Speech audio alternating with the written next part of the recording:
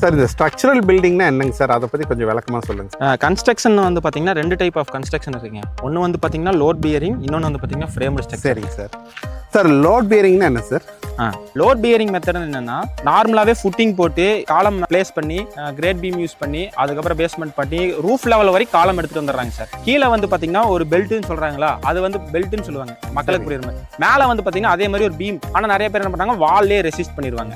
Slab மேலே நம்ம ஏறினாலும் அது லோடு தானுங்க. வாலோட சப்போர்ட்ல தான் அந்த மொத்த ஸ்லாபும் நிற்கிங்க.